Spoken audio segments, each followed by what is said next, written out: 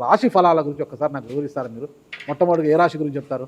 తప్పకుండా. ఇప్పుడు ఇది మనకు వచ్చేది 2025 ఆంగ్ల సంవత్సరాది.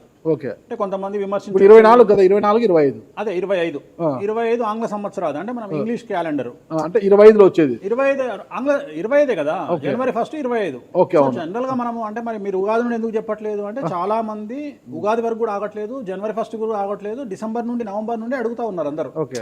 ఇప్పుడు క్లయింటెల్ నన్ను అడిగేవాళ్ళు ఏంటంటే గురూజీ ఇప్పుడే చెప్పేసేయండి మాకు, మేము జాగ్రత్తలు తీసుకుంటామని చెప్పి అడుగుతా ఉన్నారు. సో అందుకనే 2025 సంవత్సరం ఆంగ్ల సంవత్సరాది అంటే జనవరి 1 నుండి ఎలా ఉండబోతుంది అనేది మనం ఒకసారి చూసుకుంటే, అన్నిటికంటే ముఖ్యంగా ఈ వచ్చేటువంటి సంవత్సరం పేరు శ్రీ విశ్వావసునామ సంవత్సరము. విశ్వావసునామ సంవత్సరము. సో రాబోయేటువంటి ఎందుకు గురుగారు అది వస్తుంది పేరు 60 సంవత్సరాల్లో ప్రతి సంవత్సరం ఒక్కొక్క పేరు వస్తుంటది. పేరుతో ఏం స్పెషాలిటీ లేదు. క్రోధినామ సంవత్సరం అనే నెగిటివ్ అట్లా ఏం లేదు. అన్న సంవత్సరాల్లో దీని పేరు విశ్వావసునామ సంవత్సరం. సో ఈ సంవత్సరానికి అధిపతి రాజు కాబట్టి, రవి కాబట్టి రాజు.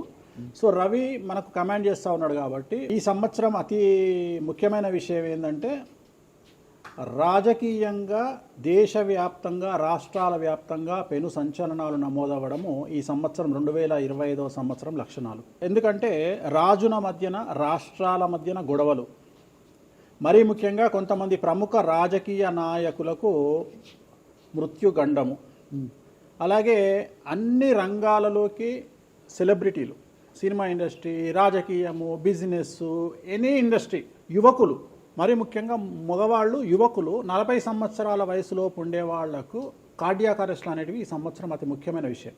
ఎందుకంటే ఆల్రెడీ మనం చూస్తున్నాం ఇప్పటికే, కానీ వాటి తీవ్రత పెరిగే అవకాశం ఉంది. కారణం ఏంటంటే రవి కమాండ్ చేస్తూ ఉన్నాడు కాబట్టి. రవి అంటే చర్మము, హార్ట్, కళ్ళు, ఎముకలు. సో కరోనా లాంటి అంత పెద్దది కాకపోయినా ఒక సమస్య, ఒక వైరస్ మళ్ళీ ప్రపంచాన్ని బాధించే అవకాశం ఉంది. అది మరీ ముఖ్యంగా చర్మం మీద దాడి చేసే అవకాశం ఉంది. అంటే చర్మానికి సంబంధించినటువంటి ఒక సమస్యల బారిన పడి ఈ సంవత్సరము జనాలు వైరస్ బారిన పడే అవకాశం ఉంది మరీ ముఖ్యంగా. అలాగే ఇప్పుడు ఇంచుమించు 40 సంవత్సరాల లోపు యువకులకు కార్డియాక్ అరెస్ట్ అనేటువంటివి జరిగే అవకాశాలు కనిపిస్తూ ఉన్నాయి. అలాగే ఈ సంవత్సరం గుండెపోటు వల్ల మరణాల సంఖ్య చాలా ఎక్కువ. ఇదంతా 2025 జనవరి నుంచి ఎగ్జాక్ట్లీ. అలాగే ఈ సంవత్సరము ఎండల తీవ్రత చాలా ఎక్కువ, విపరీతమైనటువంటి ఎండలు ఉండే అవకాశం ఉంది. అలాగే ఈ సంవత్సరాలు ప్రపంచవ్యాప్తంగా అగ్నిపర్వతాల పేలుడు అనేటువంటిది ఈ సంవత్సరం గమనించాల్సినటువంటి విషయం. అలాగే ఈ సంవత్సరం మంచు పర్వతాలు కరగడం వల్ల వాతావరణంలో మార్పులు గమనించాల్సి ఉంటుంది ఈ సంవత్సరం. అలాగే అమెరికా దేశానికి విపరీతమైనటువంటి గాలి తుఫానులు, వరదలు ఈ సంవత్సరం కనిపిస్తూ ఉన్నాయి. అలాగే 1-2 దేశాల మధ్యన యుద్ధ వాతావరణం ఖచ్చితంగా ఉండి తీరుతుంది, లేదా యుద్ధం జరుగుతున్నాయి కదా, అది ఇంకా పెరుగుతుంది. ఇప్పుడు ఉన్నదానికంటే తీవ్రత పెరుగుతుంది అనేది. అలాగే మనకు 2025 సంవత్సరంలో సెప్టెంబర్ 7వ తేదీ 2025 సంవత్సరం ఆదివారం రాహుగ్రస్త సంపూర్ణ చంద్రగ్రహణం ఏర్పడుతుంది. ఇది కుంభరాశికి వ్యతిరేకమైన ఫలితాలు ఇస్తుంది.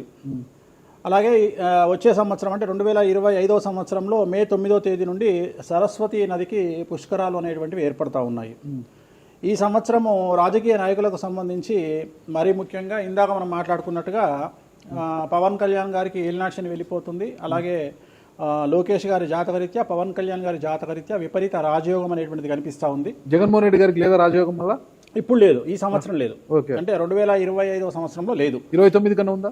అది మన తర్వాత మాట్లాడుకోవాలి. ఓకే. 25లో మాత్రము నేను అనేది ఏంటంటే ఇప్పుడున్న స్థాయి కంటే వీళ్ళిద్దరికి ఇంకా పై స్థాయికి వెళ్లే అవకాశం ఉంది, లోకేష్ బాబు గానీ పవన్ కళ్యాణ్ గారు కానీ. అదే నాకు అర్థం కావడం, వాళ్ళిద్దరు మంత్రులే,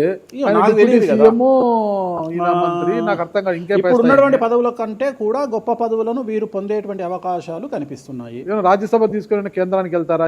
కేంద్ర మంత్రులు వెళ్తారా? కేంద్ర మంత్రులు వెళ్తారా? పెద్దదే కదా, కేంద్ర మంత్రి అనేది పెద్దది కదా. సో అది ప్రభాస్ గారి జాతకంలో చాలా అనుకూలమైనటువంటి ఫలితాలు, శుభవార్తలు వినేటువంటి అవకాశాలు కనిపిస్తా ఉన్నాయి. వివాహం అవుతుందా చెప్పలేము, ఎందుకంటే తులారాశి కాబట్టి వివాహం కావచ్చు. సో ఫ్యాన్స్ కి ఇది పండగనే, పెద్ద పండగనే. ఓకే. సో ఇది ఓవరాల్ గా ఇంకా బేసిక్ డీటెయిల్స్, అంటే ఓవరాల్ 2025లో ఎలా ఉంటుంది.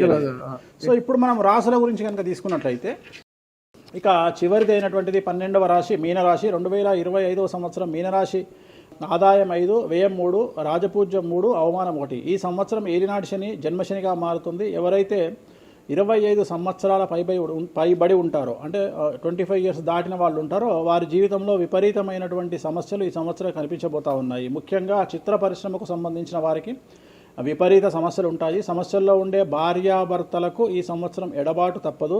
ఏలినాటి శని ప్రభావం చాలా ఎక్కువగా ఉంది. అనేక రకాల సమస్యలను ఎదుర్కొంటారు. ఆందోళనలు, భయానక సంఘటనలు, శుభకార్యాలకు ఆటంకాలు, మరీ ముఖ్యంగా వెన్నుముకకు సంబంధించిన సమస్యలు, అలాగే సయాటికా లాంటి ఆరోగ్య సంబంధిత సమస్యలు ఇబ్బంది పెడతాయి. ముఖ్యంగా రాబడి తగ్గడం ద్వారా వాయిదాలు కట్టడం కష్టం అనేటువంటిది సమస్యగా మారుతుంది. కుటుంబంలో ఒకరి ఆరోగ్యం ఇబ్బంది కలిగిస్తుంది. అలాగే వాహన ప్రమాదాలు, పోలీసు కేసులు, కోర్టు కేసులు, మీడియాకి ఎక్కడం, అనవసర వివాదాలు చుట్టుముడతాయి. సంఘంలో గౌరవ ప్రతిష్టలు తగ్గుతాయి. మీ ఆలోచనల వల్ల, మీ చేతిలో స్వంత నిర్ణయాల వల్ల మీ చేతులారా సమస్యలు తెచ్చుకుంటారు. సంఘంలో ఇబ్బందికర వాతావరణాన్ని సృష్టించుకుంటారు. విద్యార్థులకు విదేశీయానంలో అడ్డంకులు, విదేశాల్లో ఉన్న విద్యార్థులకు ఉద్యోగంలో అడ్డంకులు, వీసాల పరంగా సమస్యలు ఏర్పడే అవకాశాలు కనిపిస్తూ ఉన్నాయి. ప్రభుత్వ రంగంలో పనిచేసే వారికి, మరీ ముఖ్యంగా ఐఏఎస్, ఐపీఎస్ లాంటి వారికి సిబిఐ, ఏసీబీ కేసులు, అలాగే వ్యాపారస్తులకు జీఎస్టీ, ఇన్కమ్ ట్యాక్స్ లాంటి వాటి వల్ల సమస్యలు ఉండబోతూ ఉన్నాయి. ఏ రకంగా తీసుకున్నా మీరు పుట్టినప్పటి నుండి కనుక తీసుకుంటే ఈ సంవత్సరం మీకు చాలా సమస్యలు ఉండబోతూ ఉన్నాయి. చాలా సమస్యలను ఎదుర్కోవడానికి మానసికంగా సిద్ధంగా ఉండండి, ధైర్యంగా ఉండండి. నలుపు రంగు దుస్తులకు దూరంగా ఉండండి. బ్లూ కలర్ దుస్తులు ఎక్కువగా వాడండి. తిరునల్ల శనీశ్వర ఆలయంలో ప్రత్యేకమైన శని పూజ నిర్వహించుకోండి. అలాగే శ్రీకాళహస్తిలో గురువారం నాడు గురు దక్షిణామూర్తిని దర్శించుకోండి. వీటి వల్ల సమస్యల నుండి బయటపడతారు. మీది వృశ్చిక రాశి. మీది అదేనా? మరి ఎలా గురుగారు ఈ మధ్యన బాగానే ఉందంటారు? మనకు బాగుంది. ఇంకా మన రచనే, ఇంకా రచనే. ఇక ఎట్లా రచ్చ? ఇంత వివాదాలు అవుతున్నాయి, ఏం కథ అసలు? లైఫ్ అన్నప్పుడు ఇప్పుడు రేవంత్ రెడ్డి ఉన్నాడు. రేవంత్ రెడ్డి ఎన్ని కష్టాలు అనుభవిస్తే సీఎం అయినాడు. అంటే ఇక కష్టం తర్వాత సుఖం రెడీగా ఉంటుంది. ఓకే, ఇప్పుడు కష్టపడ్డారు కాబట్టి మీకు సుఖం ఉంది అంటారు. మీకు కాదు, మళ్ళీ మీకు మనకు అందరికీ. ప్రతి మనిషి జీవితంలో పండ్లున్న చెట్టుకే రాయి దెబ్బలు, అంతేగాని పళ్ళు లేని చెట్టుని ఎవడు పట్టించుకుంటాడు? పళ్ళు ఉంటేనే దాన్ని రాయి చేస్తారు. అట్లనే మనం కూడా అంతే అండి. వేణుస్వామి అంటే పూజలకు పెట్టింది పేరు. పెద్ద పెద్ద రాజకీయ నాయకులకు, ముఖ్యమంత్రులకు, కేంద్ర మంత్రులకు, పెద్ద పెద్ద వాళ్ళకు కూడా, ఇక్కడ కాదు మీరు అబ్రాడ్స్ కూడా వెళ్ళి పూజలు చేసి వస్తున్నారు. చాలా కాస్ట్లీ స్వామి, చాలా గొప్ప పూజలు చేస్తుంటారు. అంత పవర్ఫుల్ పూజలు. అంటే ఇప్పుడు మీరు చేస్తున్న పూజల మహిమ వల్లనే మీ మీద ఇన్ని వివాదాలు వచ్చినా కూడా మీరు బయటపడగలుగుతున్నారు. 100% పర్ఫెక్ట్. ఇక దానికి ఆన్సరే లేదు. ఇక ఇప్పుడు మనం కొట్లాడాలంటే 10 రకాలు ఉంటాయి. మనం కొట్లాడతలేము. అందుకనే మనం ఒకటే, మన పూజల్ని మనం నమ్ముకుంటున్నాం అంతే. అమ్మవారిని నమ్ముకుంటున్నాం. ఇప్పుడు ఒక్కొక్క సమస్యకి ఒక్కొక్క అమ్మవారు పరిష్కరిస్తుంది దశమహావిద్యల్లో. మనం అదే చేస్తున్నాం. ఇప్పుడు నేను ఒకటే మాట చెప్తా. కాంట్రవర్సీస్ వచ్చినాయి, మీరు అడిగినరు, ఎన్ని సమస్యలు వచ్చినాయి. జనాలు ఏం ఆలోచిస్తారంటే వేణుస్వామి ఈ సమస్యల నుండి బయటపడతాడా, పడితే ఎలా పడతాడు? నేను ఒకటే అనుకుంటున్నా, ఇంతమందికి పూజలు చేసి వాళ్ళ సమస్యల నుండి బయటపడడానికి ప్రయత్నించే నేను, నాకు వచ్చిన సమస్యను కూడా అదే పూజల ద్వారా బయటపడడానికి ప్రయత్నం చేస్తున్నాను. అంటే వివాదాలు చుట్టుముడుతున్నాయి, సోషల్ మీడియాలో వైరల్ అవుతున్నాయి. ఉమెన్ కమిషన్ మీ మీద ఫిర్యాదులు చేశారు. ఇన్ని చేసినా కూడా ఎక్కడా మీకు ఉచ్చు బిగుసుకోవడం లేదు, బయటపడుతున్నారు. అంటే ఇది మీ పూజల మహిమనా, లేకపోతే ఏమన్నా బ్రైబ్ చేస్తున్నారా? అమ్మవార్లు ఇప్పుడు ఉదాహరణ, మనం తెలుగు రాష్ట్రాల్లో ఉంటాం. వెంకటేశ్వర స్వామి వారు అంటే మనకు తెలుసు. ఇప్పుడు తమిళనాడులో పెరుమాళ్ అంటారు వెంకటేశ్వర స్వామిని. అదే నార్త్ ఇండియాకి వెళ్తే బాలాజీ అంటారు. వాళ్లకు బాలాజీ అంటే చాలా భయం. అలాగే మన రాష్ట్రంలో మనకు తెలిసిన వాళ్ళకి కామాఖ్యలో ఉండే అమ్మవారు అంటే భయం. కానీ తెలియని వాడికి భయం ఉండకపోవచ్చు. వాడు ఇష్టం వచ్చినట్టు కామెంట్ చేయొచ్చు అమ్మవారు. చాలా మందికి మీరంటే భయం అనుకుంటా. అంటే మనం చేసే పూజల వల్ల ఉండొచ్చు. ఓకే, నేను అనేది ఏంటంటే, నేను చేసే అదే ఇందాక మనం మాట్లాడుకున్నప్పుడు అదే చెప్తున్నా, వామాచారంలో పూజలు చేయాలంటే భయపడతారు. కారణం ఏమిటి అంటే, ఖచ్చితంగా మందును ముట్టుకోవాలి, నాన్ వెజ్ను ముట్టుకోవాలి. దానికి వీళ్ళు చేసే పూజలు అడ్డుపడతాయి. అంటే వీళ్ళు సమాజంలో భయపడతారు కాబట్టి వీళ్ళు వాటి జోలికి పోరు. తాంత్రిక పూజలు లాగా ఉంటాయి మీరు చేసే. తాంత్రిక తంత్ర మార్గం అంటారు దాన్ని. శ్రీకాళహస్తిలో కాదు శ్రీకాళహస్తిలో రావుకేతు పూజ చేయించుకున్నారు కదా, తాంత్రిక పూజలే అది. నిమ్మకాయ పెడితే తంత్రమే, గుర్తుపెట్టుకోండి. నిమ్మకాయ ఎక్కడ పెట్టినా తంత్రమే. మిమ్మల్ని కాపాడుతోంది మీరు చేస్తున్న పూజల మహిమే. అంతే అంతే అంతే.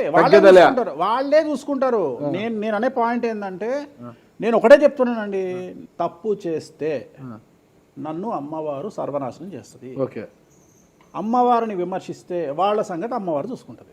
అంతేనా? అంతే. ఇక నాకు అవసరం, నేను కొట్లాడను, చెయ్యను, నాకు అనవసరం. నాకు లొల్లే వద్దు. నాకు, నేను దేవుళ్ళని నమ్ముకున్నా, నా పని అదే. నాకు హిమాచల్ ప్రదేశ్ కామాఖ్య కాకపోతే, బాగాలముఖి కాకపోతే, తారాపీఠ పోతే, ఇప్పుడు మన తారాపీఠ పోయి వచ్చిన. చాలా మందికి తెలియదు. తారాపీఠ అని కలకత్తా నుండి 300 కిలోమీటర్లు ఉంటుంది. మీరు కావాలంటే గూగుల్ చేయొచ్చు. తారాపీఠ అని అమ్మవారండి. ప్రతిరోజు శ్మశానంలో ఉంటుంది అమ్మవారు, ఒరిజినల్ శ్మశానంలో ఉంటుంది. ప్రతిరోజు అమ్మవారికి ప్రసాదం అంటే డెడ్ బాడీ దహనం అయినాకనే అమ్మవారికి నైవేద్యం పెడతారు.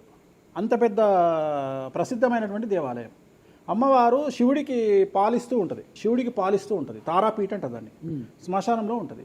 ఆమె జనరల్గా ఎవరైనా సరే ఎందుకు పూజ చేస్తారు ఆమె అంటే, జీవితంలో మనం వెళ్తూ ఉన్న సందర్భంలో సడన్గా స్టక్ అయినామనుకోండి, బౌన్స్ బ్యాక్ అవ్వడానికి పనిచేస్తుంది. అంటే ఉదాహరణ, ఒక ముఖ్యమంత్రి స్థాయి వ్యక్తి ఓడిపోయినప్పుడు, ఒక మంత్రి పోయినప్పుడు, ఒక ఐఏఎస్ సడన్గా తన జాబ్లో డిస్టర్బెన్స్ వచ్చినప్పుడు, ఐపీఎస్ డిస్టర్బెన్స్ వచ్చినప్పుడు ఈ పూజ కనుక అమ్మవారిని దర్శించుకుంటే ఒక్కసారి మళ్ళీ వాళ్ళు బౌన్స్ బ్యాక్ అవుతారు.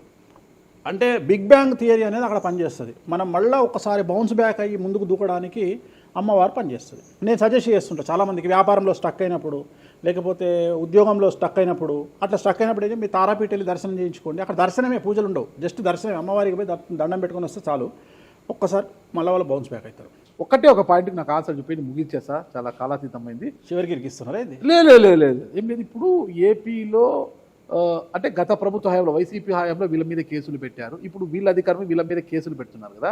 ఈ కేసుల పరంపర ఇలా కొనసాగి జగన్మోహన్ రెడ్డి గారు జైలుకి వెళ్ళే అవకాశం ఉంది. వచ్చే సంవత్సరం మే 9వ తేదీ వరకు అవకాశం ఉంది, దాటితే లేదు. ఇది ఓవరాల్గా వేణుస్వామి గారు ఇచ్చారు. మీకు ఏదైనా అనుమానాలు ఉన్నా డైరెక్ట్గా వేణుస్వామి గారికి ఫోన్ చేయండి, మీ అనుమానాలను నివృత్తి చేసుకోండి. థ్యాంక్ యూ గురుగారు, నమస్తే. ఓకే, ఓం నమో వెంకటేశాయ.